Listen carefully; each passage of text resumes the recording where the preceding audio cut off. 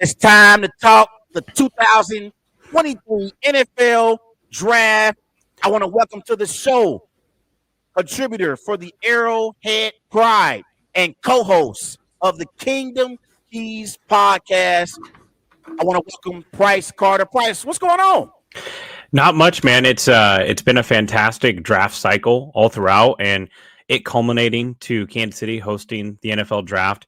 It was fantastic. I went down for the first round Thursday, and it was so much more fun than I expected. Honestly, Oh, I was kind you were of there? You were there, Price? yeah.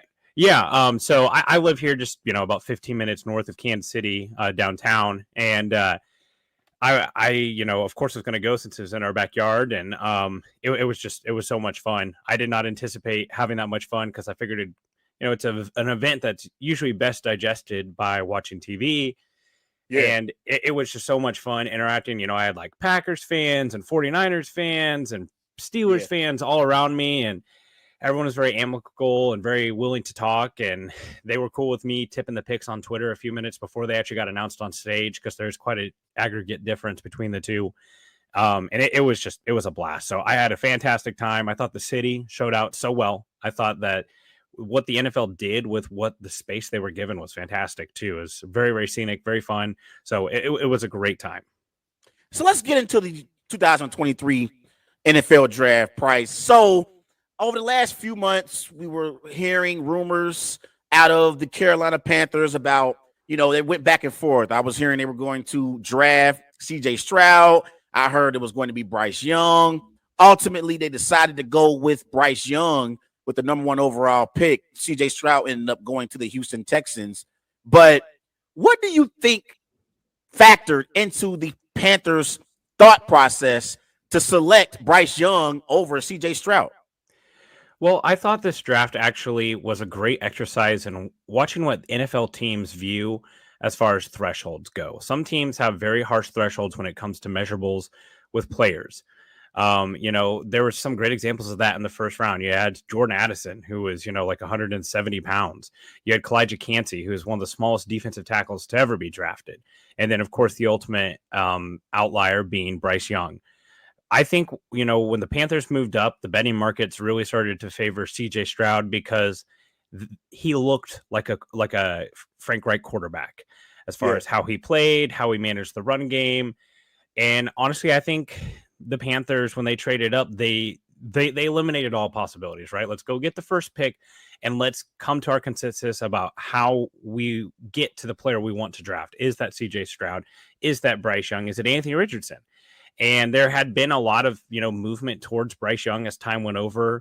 There was all that smoke around the S2 scores, and things got really weird there. It was peak draft season as far as could Will Levis go number 2 overall? That was getting talked about. There was talk about the CJ Stroud fall, and at the end of the day, what did we get? We got Bryce Young and CJ Stroud, who, when the season started, they really were the 2 consensus quarterbacks.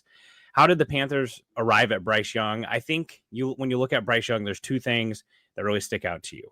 There is, despite, it being Alabama and we just kind of view them as a super team, that Alabama offense wasn't just chocked full of first round draft Gibbs. It was Gibbs and Young, and that was about it. Yes, Tyler Steen, the tackle, was taken a few rounds later, but this wasn't your traditional Alabama offense with Henry Ruggs and, Jerry Jeudy and just elite talent all around it. And Young really carried that team. And the other thing about Young is yes, the size is a concern, and the Panthers no doubt took a gamble. CJ Stroud might have been the safer pick, but Young has the superpower that Stroud does not, and that is being able to create when things are off schedule. Sometimes Young probably create some off schedule throws because of his lack of size. You can see, honestly, you can see him on tape kind of standing on his tippy toes, trying to see over the guards. But the way he does that is he does it so well. And considering, some of the talent deficiencies that were there at Alabama on offense this year and the way that he was still creating, there were several games that it was just him. It was just him creating and making things out of nothing. So if I was a Panthers fan, I don't know necessarily how I'd feel. There's Young kind of felt like the overall consensus, but there's Stroud who felt a little bit safer. But also, what was the last really successful quarterback to come out of that Ohio State system, whether it be Urban Meyer or Ryan Day? And then you have Anthony Richardson, who's kind of like a freak athlete. Yeah. So it was a very interesting process. And again, I think we learned a lot about what NFL teams view as far as outliers when it comes to size and thresholds. Now, Price, when it comes to the Indianapolis Colts, I want to talk about them here for a second. They selected Anthony Richardson with the 4th overall pick, and we all know the Colts' issues at the quarterback position, Price. They haven't been the same since Andrew Luck retired out of nowhere. They brought in a bunch of veterans who didn't work out in Phillip Rivers, in Carson Wentz, in Matt Ryan. And so everyone who was a Colts fan was asking the question, when are we going to draft a young quarterback and build our team around for the future, seasons to come? And they finally got Anthony Richardson. So we know Sean Steichen, the former offensive coordinator of the Philadelphia Eagles, he is now the head coach of the Indianapolis Colts. So what is your expectations for Anthony Richardson as he plays for a head coach in Shane Steichen, who's going to be his first year as a head coach in Indianapolis? What are your expectations for Richardson? Well, I think, it was really important for Chris Ballard to finally take a swing here. He honestly kind of came out of this looking like a genius. Yes, he still got the 3rd quarterback off the board, but it really sounds like they were Anthony Richardson or bust as far as the team goes anyway. So, there's a lot of criticism for him not moving up for that Cardinals pick, even though the Texans were the ones who ended up getting it. When you look at Anthony Richardson, right, we're talking about just one of the greatest athletes to ever play the position, bar none, just physical specimen. Yeah. And then the arm talent is elite. Now, the ability to be on schedule, to do the little quarterback things, to, limit some of those big mistakes that can come, especially with the step up in the NFL. I mean, he's just a very young prospect as far as a player and as his development goes. I think you look at Anthony Richardson this year and you look at what early Lamar Jackson looked like. Very different runners, right? Lamar Jackson is more shifty and quick and agile, whereas Richardson's a little bit more speed and power. I think you look at like what Justin Fields was last year and what Lamar Jackson was last year and say this is kind of the goal. I think he has an instant path to production as far as just a running quarterback. I think he'll be a fantasy football darling for that, especially when you look at that offense.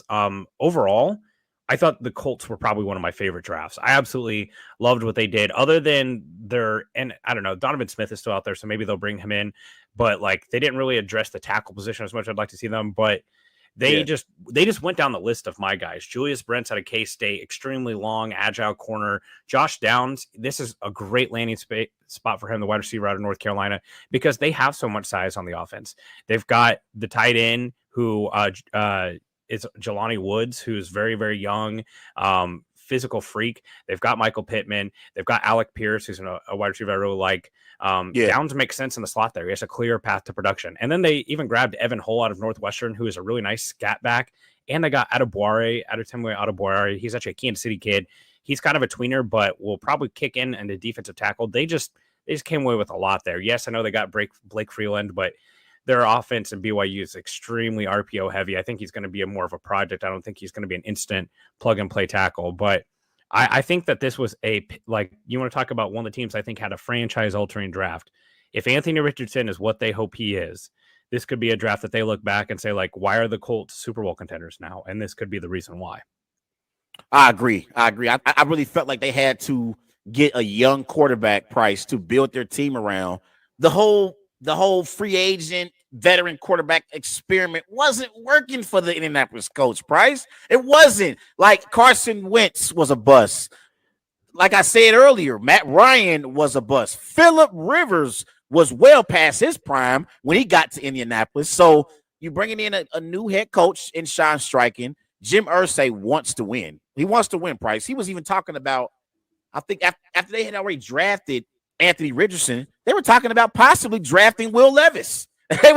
He was talking about that. Like, that's how desperate Jim Irsay is for a franchise quarterback. So I definitely believe that they're heading in the right direction with Anthony Richardson if he can develop under Sean Steichen. Yeah, and I think, you mentioned all those quarterbacks before. Pretty much the last mobile quarterback that they had was Andrew Luck, and he wasn't exactly by textbook definition mobile. I mean, he could run a little bit, but not a whole lot. And it's almost like they just like, you know what? Never again. I don't want to see one more statue pocket passer. And they just Yeah. went the total opposite direction with Anthony Richardson.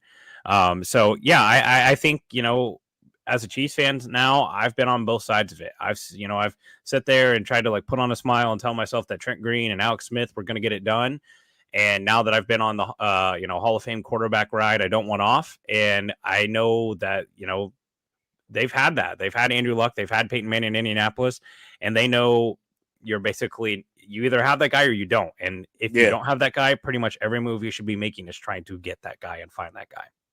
Now, when it comes to the biggest winners of the draft price, everyone's talking about the Philadelphia Eagles, and I have to agree. Like the Eagles last year, they were in the Super Bowl, and Howie Roseman is at it again. Price, he was able to add Jalen Carter and Nolan Smith to a defense that already has Brandon Graham up front, Fletcher Cox up front. At linebacker, you got the Nicholas Morrow in your secondary. They still got big play Darius Slay, Reed Blankenship, and they added Jalen Carter and Nolan Smith. And it's like they got better from a defensive standpoint.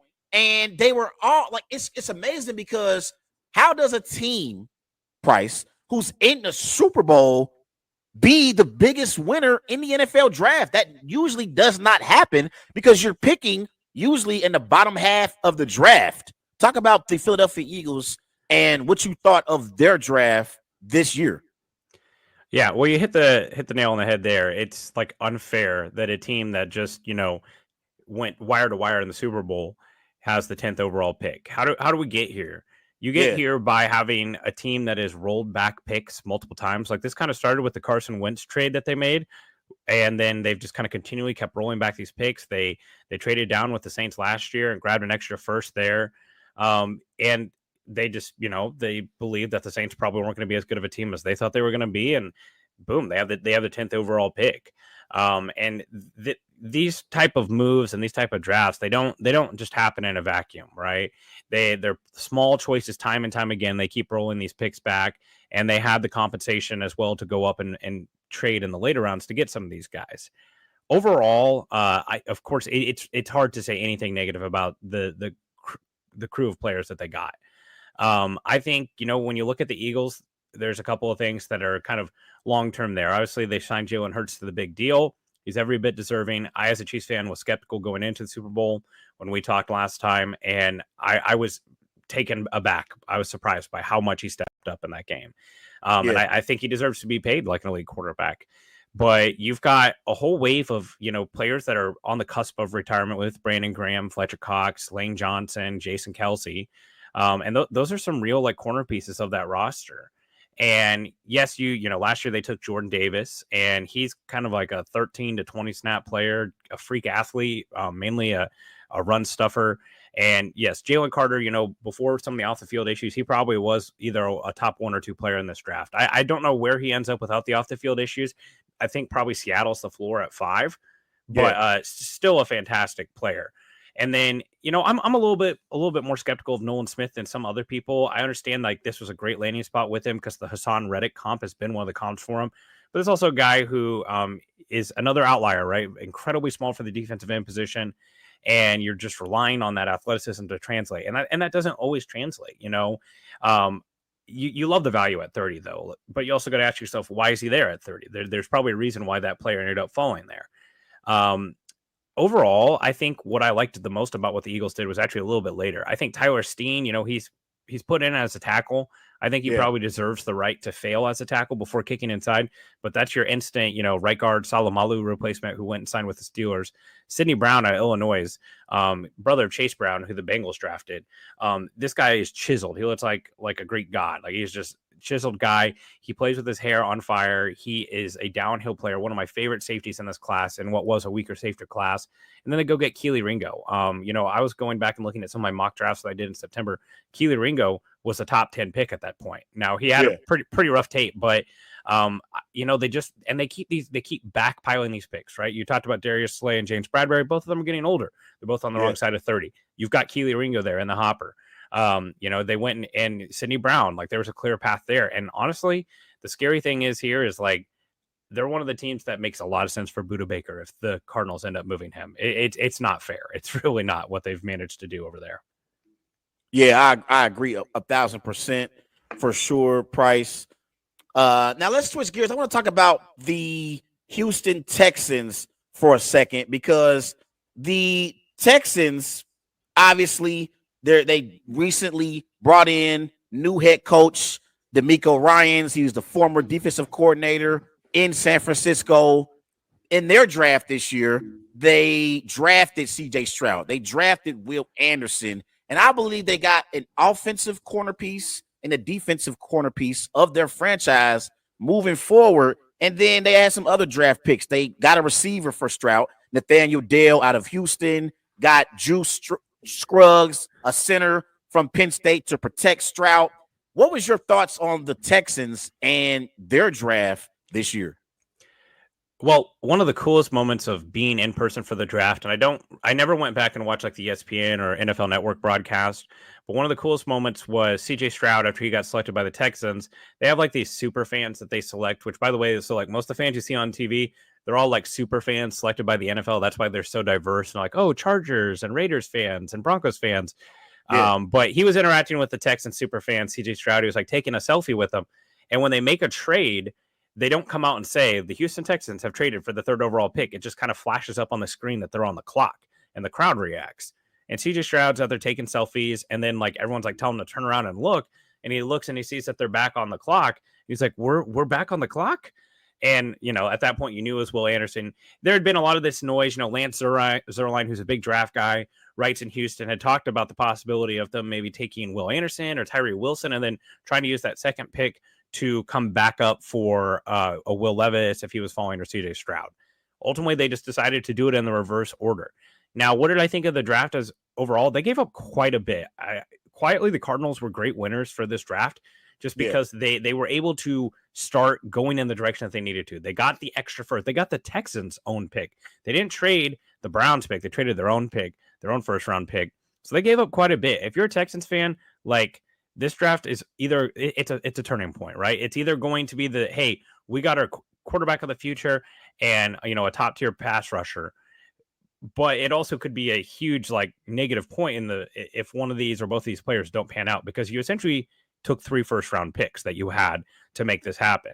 Yeah. Will Anderson, we think a lot of really good things of Will Anderson. He was definitely probably the best pass rusher in this class, if not the best player. But he's not, one thing that we lose sight of is like this was a weaker draft class as a whole. He's not the prospect that Myles Garrett was. He's not the prospect that Nick Bosa was.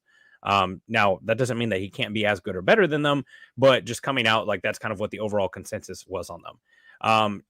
The rest of their draft, I actually a little lukewarm on. Juice Scruggs felt like a little bit of a reach there. There's some other centers that I had above him and felt a little bit rich at pick 62. I mean, pick 62, that's still a really premium pick. Tank Dell, Nathaniel Dell, as you said, his nickname's Tank. He, again, is a threshold. He is tiny. He's got freak speed, but he's like 160 pounds soaking wet. He's going to be someone that's going to have touches manufactured for him.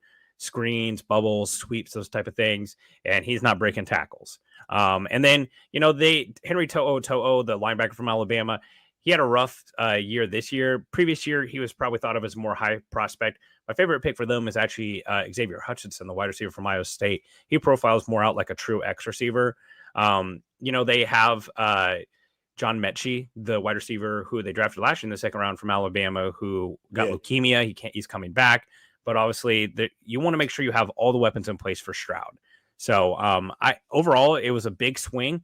They had the draft capital to do it. You can't be wrong. I mean, you came out with like probably the top 3 or 4, top 5 players in the draft, and you got 2 of them. So, overall, it was a big swing. He is a contributor for the Arrowhead Pride and a co-host of the Kingdom Keys podcast. He is Price Carter. Price, we talked about some winners like the Texans, like the Eagles in the draft. Give me your biggest loser of the 2023 NFL draft. I feel like when you go through these, it's always really easy to just pick a team that didn't have a lot of picks because, well, they didn't have a lot of picks. So it's like, well, look, they didn't add as much talent as other teams did. Yeah, Um, there were some teams that I thought made some really interesting choices. The Bucks come to mind. They've got they've been a team that has prioritized pass rush a lot. But obviously, they have a lot of really great players on the interior there. They're already paying their nose tackle, and then they go get Kalijah Cansey, who is 270 pounds and has some of the smallest arms and hands of any defensive tackle ever. yeah, And of all the things that they needed right there, that felt like an odd choice for them to go with. And then another team that comes to mind for me, I tweeted this out this morning. And this isn't just coming from a Chiefs fan either.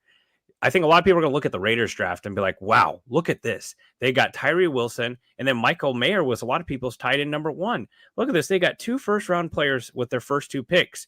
But here's the thing. They absolutely, like, I agree with the process in taking Tyree Wilson. They paid Chandler Jones. That contract looks really bad right now. You want to get a guy on the other side of Myles Garrett. Really, that all is good. yeah, But taking Michael Mayer there is tremendous value, and all the value charts and all the analytics will love that because of where he was consensus wise. But the Raiders are not a team, not a roster that can go best player available. Like that's a luxury that teams like the Eagles get, or maybe, like the Chiefs or the Bengals or some teams that are true contenders that can go a little bit more best player available. yeah. Going into the draft, the Raiders' biggest needs were right tackle, interior offensive line, linebacker, corner. After the draft, their biggest needs are interior offensive line, right tackle, corner, and linebacker. They Yeah, didn't really address them. Go look at that offensive line outside of Colton Miller. It's scary. It's not particularly good. And I know that they're going to run the crap out of the ball, but Michael Mayer just felt like a luxury pick. Like they're going to be good on offense next year just by default, by having Darren Waller, by having Hunter Renfrow, by having Josh Jacobs. They Devontae went and Adams. signed, sorry. And then they signed Jacoby Myers from New England. Like they're Yeah, going to have a good offense. We know that to be true. Why are you taking Michael Mayer when there's a lot of corners who could have made a lot of impact for them on the board? And yeah, I get like, oh, positional value, best player available, but that's kind of a myth in the top 100. Like, my Chiefs, edge, wide receiver, offensive tackle. Those were the 3 biggest needs. Those are the pitches they took them. Day 3 best player available really starts becoming more of a real thing in my opinion. So that one it didn't make a lot of sense to me.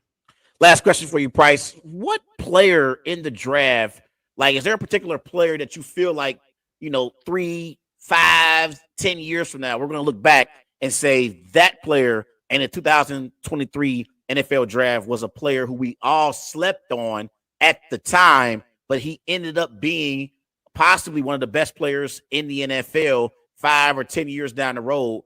Is there a player that you're looking at any round, any selection that you feel like could be a player we could look back years from now and say that player was someone that we slept on in this year's draft?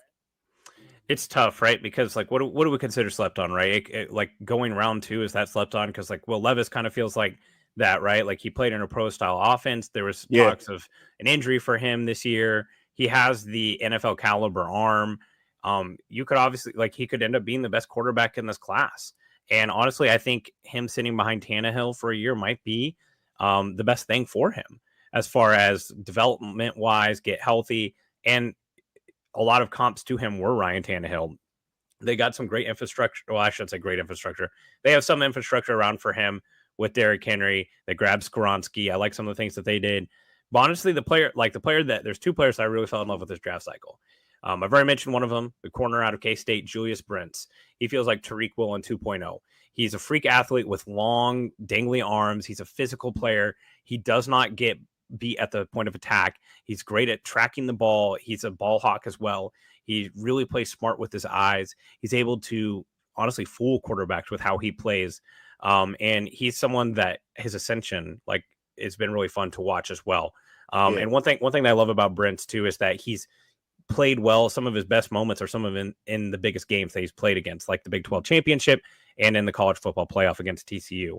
Another player, or not the college football playoff, that was the bowl game that they were playing in against Alabama. Despite them getting absolutely housed in that game, he still yeah, played well. And yeah, then another player, and truly some big winners of the NFL draft with the Pittsburgh Steelers. I absolutely loved Keanu Benton out of Wisconsin, defensive lineman. Again, I know it's just because I'm familiar with seeing it. He wears 95, but when I watch him play, I see a lot of Jeffrey Simmons. I see a lot of Chris Jones. His ability to penetrate and be sound against the run, and he just has pass rush upside. Just a real bear, plays with a real nasty streak. I loved what the Steelers did in general, but that feels like a player like, with Cam Hayward there, that he's able to learn from him from a year. That feels like a player. Both those guys went in the second round high, but those feels like guys that's like, oh man, there's going to be a lot of teams kicking themselves. I would have been totally okay with the Chiefs taking Keanu Benton at 31. I didn't think that they would, because they kind of already have that disruptor with Chris Jones. They needed a little bit more sound run stopper on the other side of Chris Jones. But man, oh man, I feel like both those guys are going to be guys that we look back and just be like, how did we miss it with these guys? He's a contributor for the Arrowhead Pride and co-host of the Kingdom Keys podcast. He is Price Carter. Price, I appreciate you joining me today on Wise Guys. Let everyone know where they can find you on social media. Yeah, so I write for Arrowhead Pride. I also podcast for them. Arrowhead Pride is an SB Nation affiliate for Kansas City Chiefs. You can find us at arrowheadpride.com, or you can find my work at Twitter at arrowheadprice. Price, I appreciate you joining me on the show this afternoon. We got to do a lot of catching up as we get closer to football season. Thanks for coming on, man. Thanks for having me. Appreciate you.